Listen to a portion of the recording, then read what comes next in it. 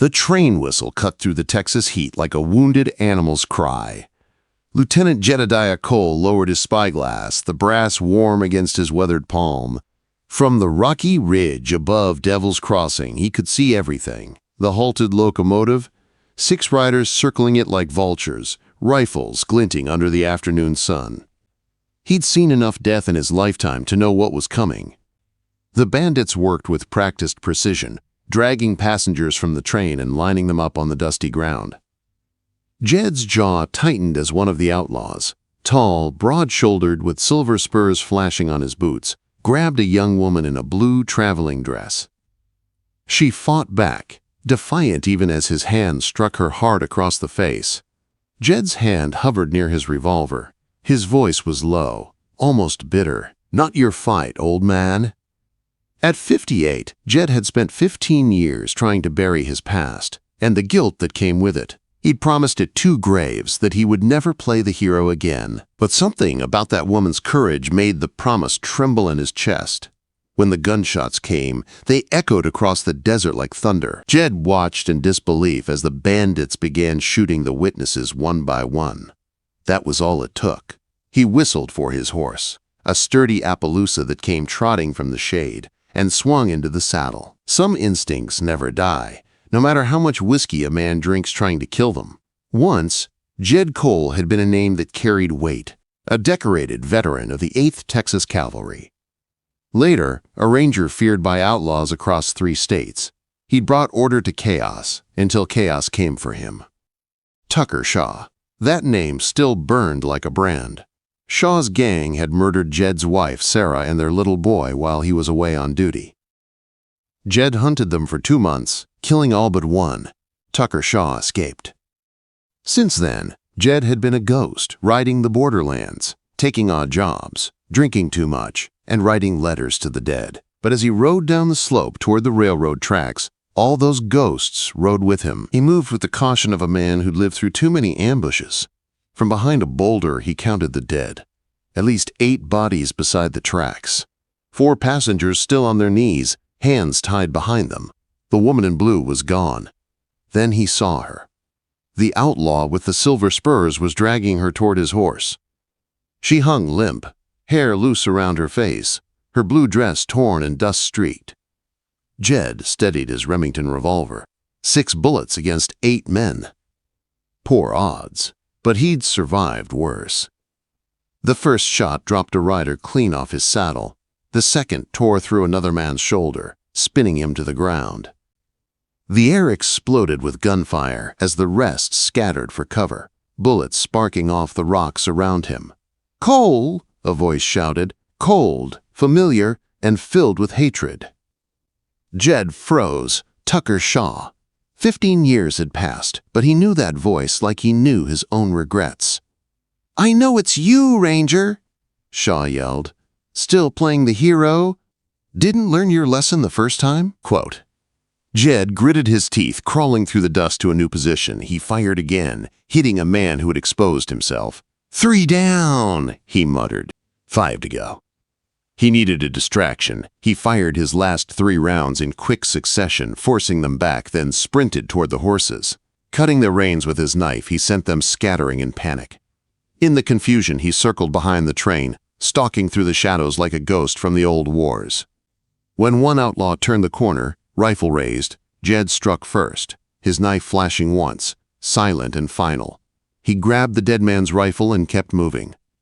By the rear car, he found Shaw again, dragging the woman, using her as a shield. Blood trickled from her temple where he'd struck her. Even through fear, her eyes stayed clear, intelligent, defiant. "I know you're out there, Cole," Shaw shouted. "Come on out, or I'll open her throat." "Let her go, Shaw," Jed answered, stepping from the shadows. "This is between you and me." Shaw grinned under his bandana. "You took everything from me. Now I'm returning the favor. You'll watch while I take her, just like you found your pretty wife and boy." Jed's rage turned cold, focused. Before Shaw could react, the woman drove her elbow into his ribs and dropped low, breaking free just as Jed's rifle roared. The bullet struck Shaw on the shoulder, spinning him around. He staggered but managed to climb onto his horse, firing wildly as he retreated. "This isn't over, Cole," Shaw bellowed. "I'll be coming for you both." When the dust finally settled, the silence was deafening. Jed lowered his rifle, scanning for threats. The woman stood shakily, pressing a handkerchief to the shallow cut on her neck. "Not severely," she said between breaths. "Thank you for intervening, Mr. Cole." "Jedediah Cole," he said quietly, "former Texas Ranger." "Clara Rose," she replied, straightening her torn dress. "Daughter of Judge Ezekiel Rose of San Antonio." Jed frowned. "The judge investigating land fraud?" Her face hardened. "He was murdered 3 days ago." "Those men were waiting for me. They knew I was coming." Quote. Jed's eyes followed the direction Shaw had escaped. "That man, Tucker Shaw, he's wanted in 3 states. And he's got friends in hell itself." "I'm carrying evidence," Clara said, voice trembling but steady. "Documents my father compiled. Proof of a conspiracy involving the Transcontinental Railroad. State officials, even the governor." She met his eyes. "That's why they killed him. And why they want me." Jed looked at her for a long moment, the weight of choice pressing heavy on his shoulders. 15 years he'd avoided getting involved. 15 years hiding from the man he used to be. Now fate had dragged him right back into the fire. "My cabin's half a day's ride from here," he said finally. "We'll go there, patch you up, and figure our next move." As they rode toward the horizon, the Texas sun dipped low behind them, casting their long shadows across the blood-stained ground. And somewhere beyond the ridges, Tucker Shaw was already turning back. The hunt had begun again. Jed's cabin sat hidden deep in a canyon where the red rock walls rose like cathedral towers, sheltering a small creek and a corral of horses. It was quiet, almost peaceful, the kind of place where man could pretend the world had forgotten him. But that peace ended the moment Clara Rose crossed his threshold. She sat at his rough-hewn table while he tended the cut on her neck. His hands were calloused, but gentle. The hands of a man who had stitched his own wounds too many times. "You've done this before," she said softly, watching him clean and bind the wound. "Field medicine," he replied. "Learned it in the war. Learned it again after." When he finished, he poured coffee from the blackened pot on the stove, setting a cup before her. The bitter steam filled the small room with the scent of burned beans and solitude. "Tell me about these documents," Jed said. Clara reached into a hidden pocket of her dress and pulled out a leather portfolio.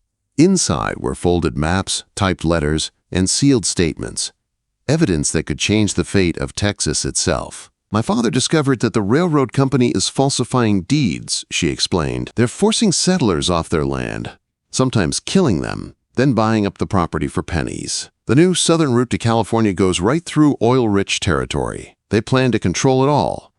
Jed studied one of the maps she spread before him. "I've seen men die for less than this," he said.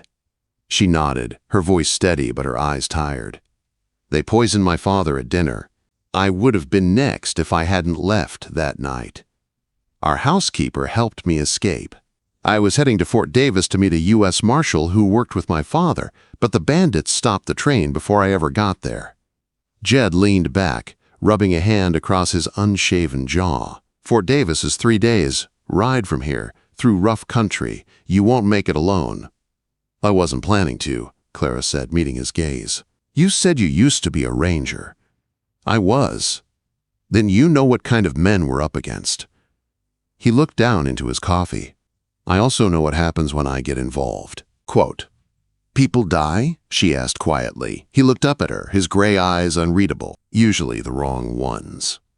Outside, coyotes began their mournful call, echoing across the canyon walls. Clara shivered. "You said the man leading them, Tucker Shaw, killed your family." Jed's face hardened. 15 years ago. "I thought I'd killed him, but he's got more lives than a rattlesnake." "Then maybe you were meant to stop him this time," Clara said. "Or maybe God's just got a cruel sense of humor." The night grew colder. Clara lay down on his bed, exhausted, while Jed rolled out a blanket on the floor beside the dying fire. But sleep didn't come easy. Every time he closed his eyes, he saw Sarah's face, his wife's laughter turning into screams, his boy's small body in the ashes of their burned home. A board creaked behind him. He turned sharply, hand on his revolver. Clara stood in the doorway, wrapped in a blanket, her face soft in the flickering firelight. "Couldn't sleep," she said. "Old habits," he replied. "I don't sleep much." Quote, "My father was the same," she murmured, coming to stand beside him. "After my mother died, he'd pace the halls all night, too afraid to rest." Jed stared into the flames. "You lost your mother young?" 17. Consumption. He nodded slowly. "Loss has a way of making strangers of us all." She looked at him for a long moment, then spoke softly. "You still talk to them, don't you, your wife and boy?" Jed didn't answer right away. His jaw tightened, and when he finally spoke, his voice was low and rough. "Every Sunday I write out to their graves. I write letters I'll never send. Tell them what I saw that week, what I regret." Clara's eyes glistened. "Maybe that's why you're still here, to finish the letter properly." He met her gaze, and for a heartbeat, the cabin seemed to hold its breath. Then he looked away. "Get some rest, Miss Rose. We ride at dawn." The next morning broke cold and clear. They saddled their horses as the first light touched the canyon walls. Jed carried his rifle. Clara carried her father's portfolio strapped to her saddle. By mid-morning, they'd climbed out of the canyon and were cutting across open country. The land rolled in endless stretches of red earth, mesquite, and distant mountains. "How far to Fort Davis?" Clara asked. "About 70 miles as the crow flies. A little longer for us." "And Shaw?" Jed scanned the horizon. "If he's alive, he's tracking us. He always was good at following ghosts." By midday, they reached a narrow trail that wound through a line of rocky hills. The air smelled of sage and dust, and buzzards circled lazily overhead. Then Jed halted, raising a hand. "Listen." At first, Clara heard nothing, just the sigh of wind across stone. Then she caught it too, the faint echo of hooves. "Riders," Jed whispered. "3, maybe 4, following our trail." Her heart quickened. "What do we do?" "Keep moving. And pray they lose interest." But the riders didn't lose interest. By afternoon, Jed could see dust rising behind them, far off, but closing fast. They pushed their horses harder, the Texas sun blazing down like judgment. When they finally stopped near a creek at dusk, both were sweating and weary. "They'll reach this valley by nightfall," Jed said, scanning the ridgeline. "We'll make camp here and stay quiet. If they come, we'll be ready." Clara knelt by the creek, washing her face. "And if they don't?" Jed checked his rifle, the faintest smile touching his lips. "Then we count ourselves lucky, a word I haven't had much use for." Night came quick, swallowing the desert in blue shadows. They built a small fire, low and hidden between stones. Clara sat close, studying Jed's face by the flicker of the flames. The lines there weren't just from age or hardship. They were carved by grief and guilt. Yet, beneath them, she saw something else. A quiet strength. "You could have ridden away," she said softly. "You didn't have to help me."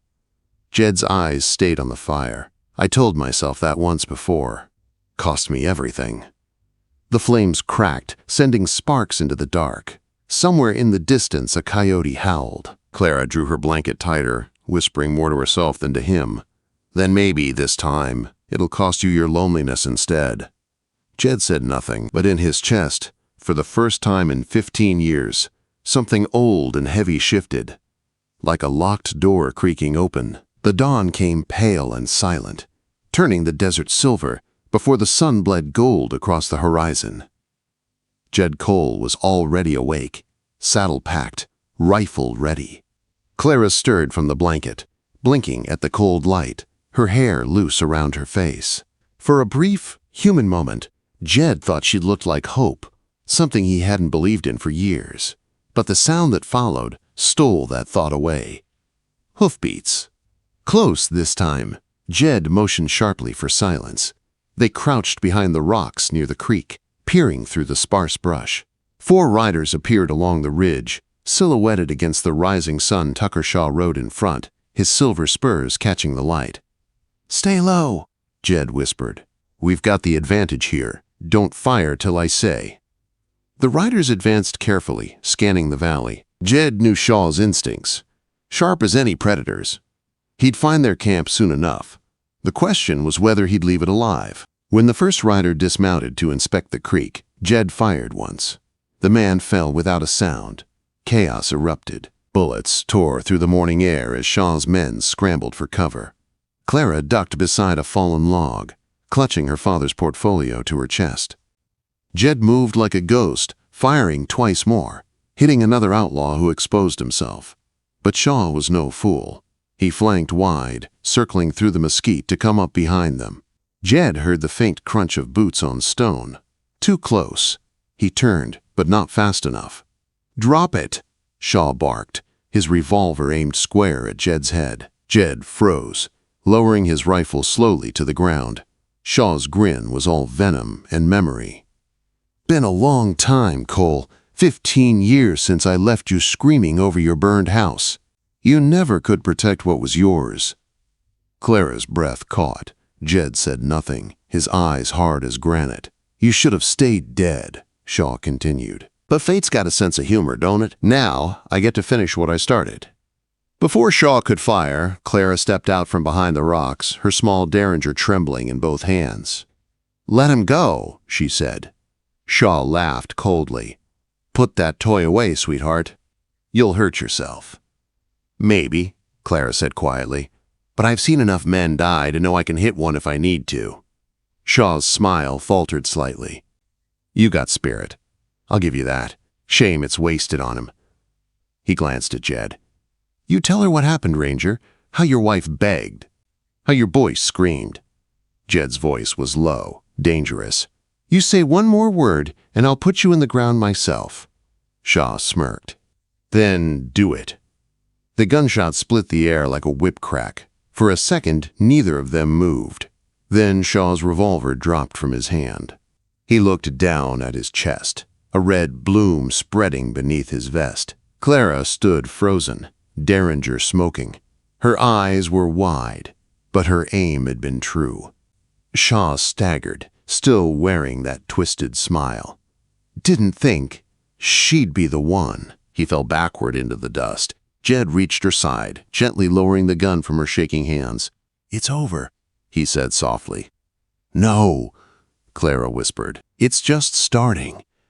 Jed turned toward the ridge. More riders were coming. 6 this time, maybe more. Not Shaw's men. Different formation, disciplined. He lifted his rifle, but before he fired, a voice shouted, "Hold your fire, Pinkerton Agency!" 3 men rode forward, one holding a badge glinting in the morning light. "Lieutenant Cole," the leader called, "we've been tracking Tucker Shaw. Looks like you beat us to him." Jed exhaled, lowering his rifle. "You're late?" The Pinkerton agent dismounted, eyeing the scene. "And you must be Miss Rose," he said, recognizing her from a worn sketch. "We've been looking for you, too." Clara straightened, her voice calm again. "My father's evidence. It's all here." She handed the portfolio over, though her fingers trembled. "He died for this." The agent opened it, scanning the papers briefly before nodding. "This will bring down half the men in Austin." Quote, Jed watched her, a mix of pride and quiet sorrow in his eyes. "You did what your father couldn't," he said. Clara shook her head. "We did." The Pinkertons loaded Shaw's body onto a wagon. Jed and Clara stood beside the creek, the morning sun warming their faces. The silence between them was heavy, but not empty. "What now?" she asked softly. Jed adjusted his hat, staring off at the horizon. "I reckon I'll head back to my ranch. Haven't been home in a long time." "You have family there?" He hesitated. "Not anymore, just land and ghosts." Clara's voice softened. "Then maybe it's time to give those ghosts a reason to rest." He looked at her then, really looked, past the dirt and the exhaustion, past the fear and fire, and into the heart of a woman who'd lost everything but her will to keep going. "What about you?" he asked. "I'll go wherever this truth leads, she said, but, her voice wavered, I'd rather not go alone. Jed said nothing for a long time. The wind shifted, carrying the smell of sage and dust. Finally, he nodded once. Then ride with me till the trail ends. They saddled their horses. As they rode away from the creek, the sun climbed higher, turning the world gold and wide and endless. Behind them, the Pinkertons vanished into the desert haze, carrying the proof of crimes that would shake Texas politics for decades. Ahead, the land stretched open, raw, dangerous, full of possibility. Clara glanced at Jed, a small smile breaking through the weariness. You think men like us ever find peace? Jed tipped his hat, eyes on the horizon. Maybe not peace, he said quietly, but sometimes you find someone worth riding beside. And for the first time in 15 years, Jed Cole felt the road ahead wasn't just running from the past, it was leading toward something that might finally heal it. The wind carried the scent of rain, rare and clean. The horizon shimmered, and two riders disappeared into it, side by side.